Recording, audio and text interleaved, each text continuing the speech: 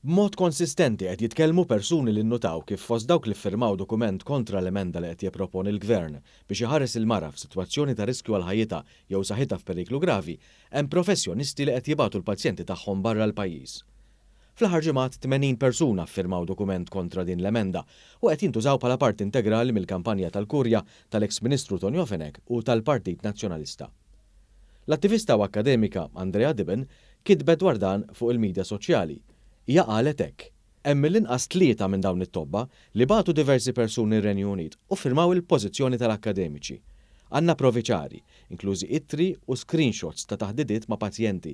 Mhux se nsemmi l-ismijiet għax mhux lantijaj li nċappas il xi ħadd, imma tafu minn intom u l-pazjenti jafu minn intom. Tantu ma' dispjaċuti illi qed jitkellmu. Hija żvelat li dawn l-istess pazjenti ikollhom iħallsu ma' 6,500 euro biex imorru jagħmlu dan barra. Il-President tal-Partit Laburista l-Avukat Ramon Attard ukoll tkellmet b'mod ċar dwar dan. Aħna nitkellmu man-nies u nitkellmu sew man-nies. F'dik il-lista nistaqsi, fost dawk li ffirmaw kontra din l-emenda li ċara li mhijiex abort, jista' jkun li hemm fil-kwiet min fil-kwiet tal-kliniċi tagħhom fil-prattika professjonali irrakkomandaw ommijiet biex imorru barra minn Malta biex jitterminaw it-tqala tagħhom, forsi biex jipproteġu lilhom, forsi għal raġunijiet li jafu huma volja kontra l-liġi.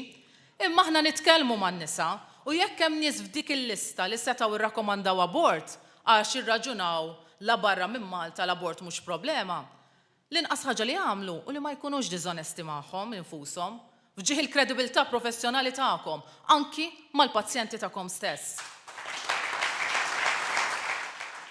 Wara tkellmu persuni oħra, pazjenti li għalkemm beżana f'dibattitu fejn il-vuċi tagħhom qed tinħass maqsura minn ħafna mhux jifilħu jaraw ċerta ipokrezija. Persuna oħra kitbet li kellha tqala li xtaqet iżda ċirkustanzi kienu mill-iktar diffiċli.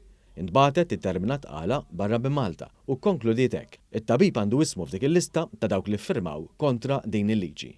Intant fuq il-midja soċjali tkellem ukoll l-opinjonista Jeremy Camilleri li qal li kuntattjah sieħeb persuna minn dawk li referita lihom l-akkademika u attivista Andrea Dibben u konfermalu dak li kitbet Dibben mill-A sa Z.